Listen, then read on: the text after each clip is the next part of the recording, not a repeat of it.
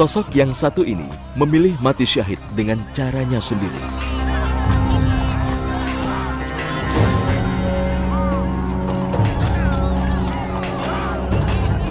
Berbekal keimanan yang ditanamkan Rasulullah Sallallahu Alaihi Wasallam, dia bertahan dari siksaan yang mendera tubuhnya.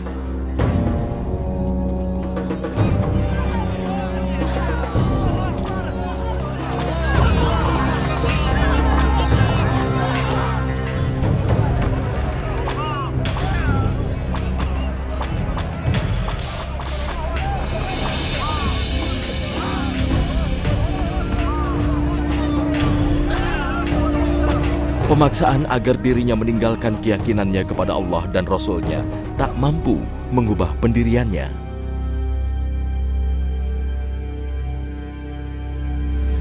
قد حان أجلكما أيها الخائنان الصابئان عن دينكما ودين آبائكما.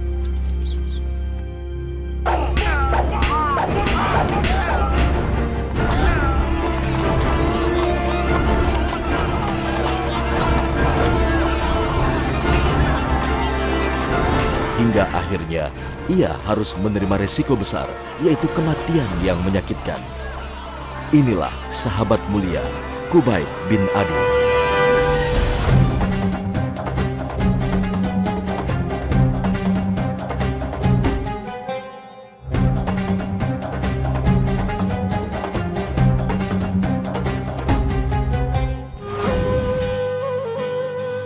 Nama aslinya Khubayb bin Adi bin Malik al-Ausi al-Ansori, seorang penduduk asli Madinah yang dipuji Allah dalam Al-Quran surat Al-Hasyr. وَالَّذِينَ تَبَوَّأُوا الدَّارَ وَالْإِيمَانَ مِنْ قَبْلِهِمْ يُحِبُّونَ مَنْ هَاجَرَ إِلَيْهِمْ ولا يجدون في صدورهم حاجة مما أوتوا ويؤثرون على أنفسهم ولو كان بهم خصاصة ومن يوق شح نفسه فأولئك هم المفلحون. Khubayb termasuk orang Madinah yang memeluk Islam sejak awal. Bahkan, ia termasuk sahabat Rasulullah yang turut serta dalam Perang Badar.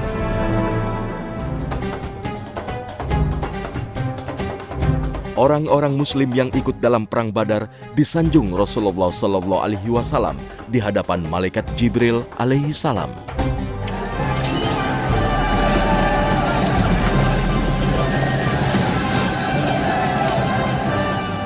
Sebagaimana Jibril saat datang kepada Rasulullah Shallallahu Alaihi Wasallam, saat itu Jibril bertanya, "Kaifa ta'udduna ashabakum fi Badr?" Muhammad, bagaimana kamu memandang para sahabatmu yang ikut dalam perang Badar? Kemudian Nabi SAW menjawab, "Khiyaruna, mereka adalah orang-orang pilihan di antara kami." Maka Jibril pun mengatakan, dan begitulah kami memandang para malaikat yang ikut dalam perang Badar, karena ada malaikat-malaikat yang diutus oleh Allah Subhanahu wa Ta'ala untuk membantu muslimin di perang Badar. Khubayb adalah salah satu orang yang mendapatkan kemuliaan untuk ikut dalam perang pertama yang disebut sebagai perang yang paling pertama, yang kemudian juga menjadi bukti kemuliaan seorang Khubayb bin Adi radhiyallahu anhu.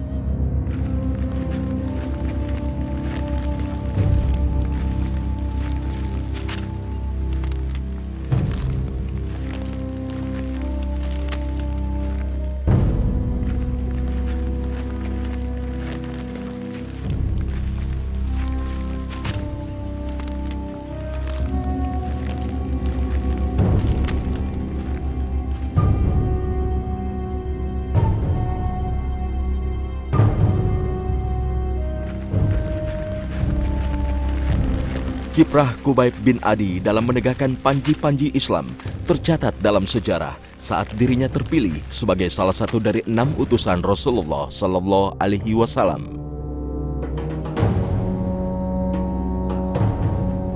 يقول لكم رسول الله صلى الله عليه وسلم لقد جاء هذا الرهط من عضل والقارة وقالوا يا رسول الله إن فينا إسلاما فابعث معنا نفرا من أصحابك يفقهوننا في الدين ويقرؤوننا القرآن ويعلموننا شرائع الإسلام، وقد اختاركم لهذا رسول الله فجدوا فيه بما يرضي الله ورسوله. 6 orang ini dikirim atas permintaan suku Huzail agar Nabi mengirim para sahabatnya untuk mengajarkan Islam di kalangan sukunya. إلى أين يا زيد؟ إلى قبيلة بني عضل أعلمهم الإسلام إن شاء الله. وإلى قبيلة بني القارة فقد أعلنوا إسلامهم. الحمد لله، سيروا على بركة الله. السلام عليكم. Waalaikumsalam warahmatullahi. Keenam sahabat pilihan Rasulullah pun berangkat ke wilayah suku Huzail di dekat kota Mekah bersama kafilah dagang dari suku ini. Namun diam-diam aroma pengkhianatan mulai tampak dari rombongan kafilah dagang. Saat rombongan tiba di kampung Ar-Raji, wilayah kekuasaan suku Huzail, sekelompok orang bersenjata memacu kuda dengan cepat ke arah mereka. Kubayb berdoa. Ini doa yang membuat ketakutan orang-orang yang hadir. Para pembesar Quraisy ketakutan dengan doa ini. Ya Allah, hitunglah mereka semua berapa jumlahnya. Bunuhlah mereka satu persatu. Dan jangan kau tinggalkan barang seorang pun.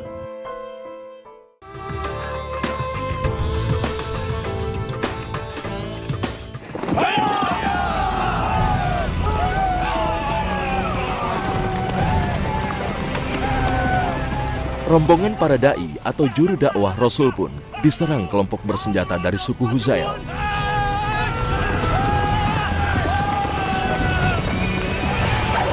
Kubayb bin Adi dan 5 sahabat yang menjadi utusan Nabi pun tak kuasa melawan keganasan serangan suku Huzail. Akibatnya, 3 sahabat Nabi gugur sebagai syahid dan 3 lainnya ditangkap.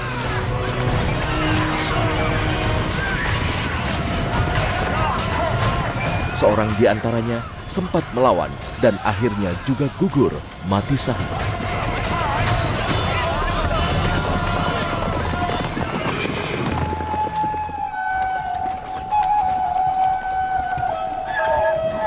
Kini yang tersisa tinggal 2 orang, Kubayb bin Adi dan sahabatnya, Zaid bin Adusana. Keduanya pun kemudian dibelenggu dan diseret ke Mekah untuk dijual di pasar budak. Rahimakumullahu syuhada ma'ir raji'. Wa ya wayhakum ma aqbaha khiyanatakum. Ya rahat 'adana wal qadra. Tiba di Mekah, keduanya disiksa kaum musyrik Quraisy sebagai pelampiasan atas tewasnya orang Quraisy di perang Badar.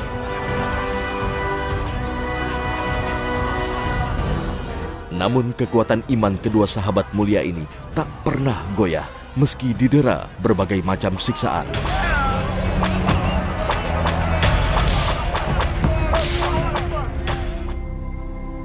Kaum Quraisy kemudian menyerahkan Kubayb bin Adi kepada keluarga Al-Haris, sebuah keluarga musyrik yang ayahnya dibunuh Kubayb dalam perang Badar. Asyhadu an la ilaha illallah وأشهد أن محمدا رسول الله.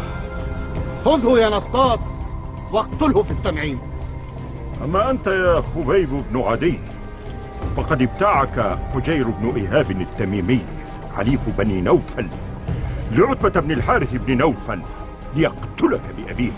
خذوه وغيبوه مقيدا إلى بيت ماوية مولاة حجير بن إيهاب، وهيا بنا لنشهد مقتل زيد بن الدثن. هيا. Zaid bin Adusana, sahabat Kubayb bin Adi pun dieksekusi mati lebih dahulu. Hingga wafatnya, Zaid tetap memegang teguh keimanannya kepada Allah Subhanahu wa Ta'ala. أنشدك الله يا زيد، أتحب أن يكون محمد هنا بيننا نقطع عنقه وإنك في بيتك؟ لا والله لا أرضى بذلك وأفديه بروحي. والله ما رأيت أحدا يحب أحدا كحب أصحاب محمد محمدا. اقتلوه! أشهد أن لا إله إلا الله وأشهد أن محمدا رسول الله. إنا لله وإنا إليه لراجعون. ولا حول ولا قوة إلا بالله. Sementara Kubayb bin Adi terus mendapat siksaan. Berkat kesabaran dan keteguhan imannya, Allah tidak akan pernah membiarkan hambanya, kemudian memberi anugerah kepada sahabat mulia ini. Min aina ataahu al-'inab? Hadza amrun 'ajab. Ma a'lamu 'inaban yu'kalu fi hadhihi al-awina. Wa ma fi Makkah habbata 'inab. Ya subhanallah. Ini ajaib sekali. Dari mana Khubayb mendapatkan buah anggur itu, padahal di Mekah tidak ada anggur. Ini yang menjadi keutamaan bahwa innallaha yarzuqu may yasha'u bighairi hisab. Sesungguhnya Allah memberikan rizki kepada siapapun yang Allah kehendaki tanpa dihitung. Mudah bagi Allah untuk menghadirkan semua keajaiban, bahkan terutama bagi mereka yang diberikan oleh Allah Subhanahu wa taala karomah bagi orang-orang yang beriman seperti Khubayb yang mempertahankan agamanya. Iftah ya Mawiyah.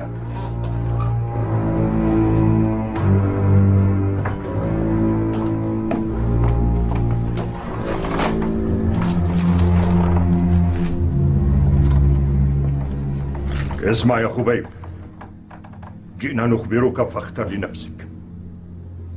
إننا نترك لك فرصة أن تنجو من الموت، فإن قبلت حفظت نفسك وعشت بيننا إلى أن نستأصل محمدا وأصحابه، وإن أبيت قتلناك صبرا. قل يا أبا سفيان، تكفر بمحمد وتوالينا وتعود عن دينه؟ ويحك يا أبا سفيان، أكفر بالله بعد أن هداني الله؟ ويحكم يا مشركي قريش، ما تخشون عذاب الله في الآخرة؟ إنه والله ما لا يطيقه بشر. لا والله، ولو أعطيتموني الدنيا وما فيها ملكا خالصا لن أرجع عن ديني بعد إيماني. أشهد أن لا إله إلا الله وأشهد أن محمدا رسول الله. بشر نفسك بالموت بعد عذاب رهيب. أصبر وأحتسب وأرجو جنته سبحانه،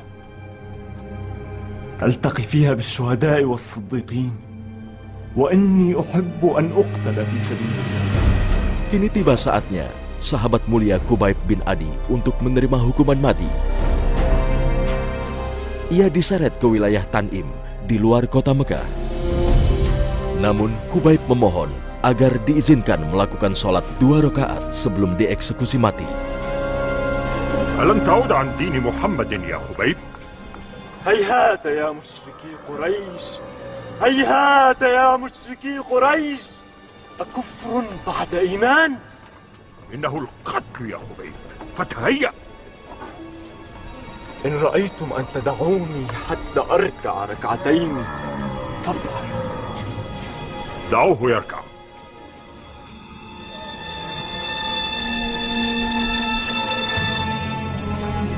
الله أكبر.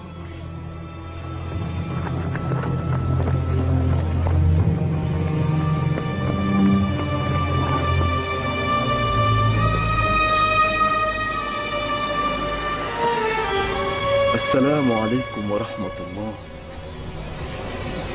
السلام عليكم ورحمة الله. والآن يا خبيب، أما والله لولا أن تظنوا أني إنما طولت جزعا من القتل لاستكثرت من الصلاة. اقتله يا أخا عبد الدار، اقتله يا ميسرة. اللهم إنا قد بلغنا رسالة رسولك فبلغوا الغداة ما يصنعون بنا. اللهم احصهم عددا واقتلهم بددا. Jelas ini adalah salat terakhir dengan izin Allah Subhanahu wa taala. Kalau nyawa itu pergi, Allah izinkan mati, maka kemudian ini adalah salat yang terakhir dan pasti sangat khusyuk. Itulah mengapa ini juga pelajaran buat kita. Bahkan kita tidak tahu kapan kita meninggal. Rasulullah Shallallahu Alaihi Wasallam memberikan sebuah konsep, sebuah resep kalau salat ingin khusyuk. Nabi selalu mengatakan sholli salata muwaddi'. Salatlah kalian seakan ini salat perpisahan. Pasti seperti Khubayb saat dia salat pasti dalam keadaan sangat khusyuk. Begitu khusyuknya walau hanya 2 rakaat. Sangat bermakna setiap gerakan dan kalimat yang dibaca, doa, zikir yang dibaca dalam salat. 2 rakaat Khubayb salat. Kemudian setelah salam Khubayb mengatakan, demi Allah, kalau bukan karena aku khawatir kalian mengira aku takut mati, maka akan aku perpanjang sholatku. Sholat 2 rakaat sebelum dia menjalani eksekusi mati. Ini adalah satu syariat yang dijalankan pertama kali oleh Khubaib. Sesungguhnya ini bukan merupakan sholat wajib. Ini juga bukan merupakan sebuah perintah dari Allah dan Rasulnya. Tapi Khubaib adalah orang yang begitu cinta pada ibadah sholatnya. Sehingga dia meminta kesempatan untuk terakhir kali saya beribadah pada Allah. Dan yang sangat mungkin adalah sholat. Maka setelah itulah kemudian sampai hari ini orang-orang beriman yang mendapatkan hukuman mati, mereka akan minta izin untuk sholat 2 rakaat, ingin melakukan seperti yang dilakukan oleh Khubaib bin Adi radhiyallahu anhu. Kemudian Khubaib berdoa. Dalam doanya, ini doa yang membuat ketakutan orang-orang yang hadir. Para pembesar Quraisy ketakutan dengan doa ini. Bahkan ada yang pingsan disebutkan di antara mereka. Khubaib berdoa. Kata Khubaib, Allahumma ahsihim adada, waqtulhum badada, wala tughadir minhum ahada. Ya Allah, hitunglah mereka semua berapa jumlahnya. Bunuhlah mereka satu persatu. Dan jangan kau tinggalkan barang seorang pun. Itu doa yang menakutkan. Semua orang takut. Mereka orang kafir. Tetapi mereka tahu mereka sebenarnya dalam keadaan salah. Mereka tahu ajaran Islam adalah ajaran yang mulia. Doa yang begitu menggentarkan. Sehingga kita sering mendengar doa ini dipakai sering hari ini untuk salah satu doa kunut nazilah saat muslimin mendapatkan musibah. Kemudian minta pertolongan Allah agar ditolong oleh Allah Subhanahu Wa Taala. Kemudian Khubaib mengeluarkan kalimat terakhirnya. Allahumma balagna risalata rasulik. Ya Allah, kami sudah menyampaikan risalah Rasulmu. Kemudian Khubaib mengatakan, ya Allah, sampaikan berita kami esok kepada Nabi SAW. Karena sudah tidak ada yang bisa menyampaikan. Sahabat mulia ini pun akhirnya wafat dalam keadaan syahid.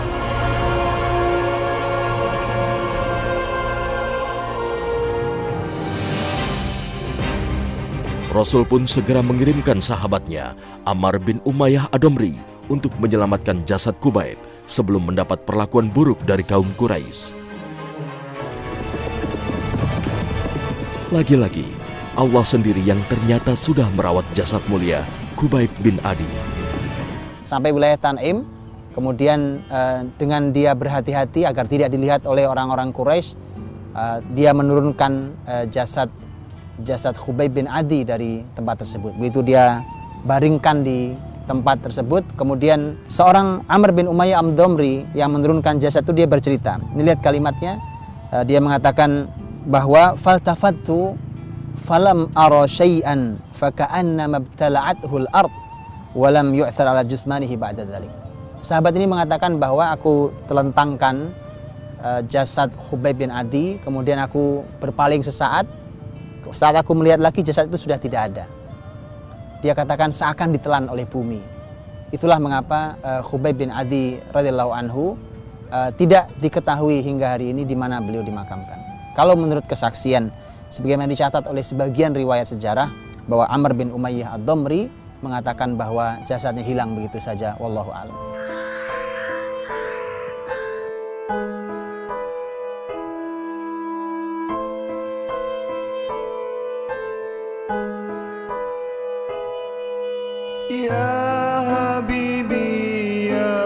Jasad Khubaib telah diselamatkan Allah Subhanahu wa Ta'ala.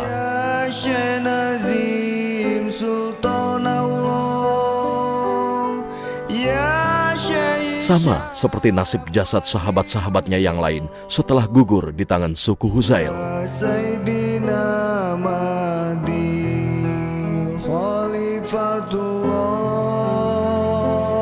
Allah menyelamatkan jasad mereka sebelum mendapat perlakuan buruk tangan-tangan jahil kaum Quraisy Mekah.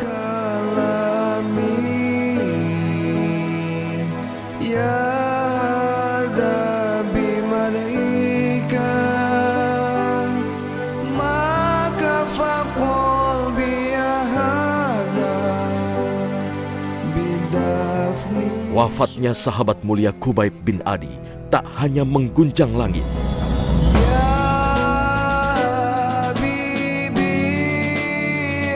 Keteguhannya mempertahankan keimanan justru membuka pintu hidayah bagi orang-orang yang menyaksikan eksekusi mati dirinya. Rahimahullah Khubaib bin Adi. Khubaib bin Adi adalah contoh besar bahwa inilah orang mulia. Ternyata kematian seorang Khubayb membuka pintu hidayah bagi banyak orang. Disebutkan dalam sejarah bahwa Jubair bin Mut'im yang juga ikut hadir di dalam peristiwa pembunuhan Khubayb bin Adi, begitu melihat suasana itu, kemudian sampai detik terakhir Khubayb meninggal, ternyata itu membuka hidayah hatinya. Itulah mengapa terkadang kematian orang yang mati karena mempertahankan keimanannya, yang mati mungkin satu orang, tapi menghidupkan sekian banyak hati manusia. Kadang ada orang yang mengorbankan dirinya untuk Islam, untuk imannya, tapi dengan dia pergi maka kemudian ternyata Allah menghadirkan, membuka pintu hidayah bagi banyak orang. Persis seperti kisah yang kita saksikan, sebagaimana kita baca dalam Al-Quran tentang Ashabul Ukhdud, anak-anak muda yang mempertahankan keislamannya, mereka mati dengan mempertahankan keimanan. Hasilnya adalah kemudian nanti masyarakat mereka bisa menerima Islam. Terkadang hidayah harus hadir dengan cara itu. Terkadang itulah harga untuk sebuah hidayah.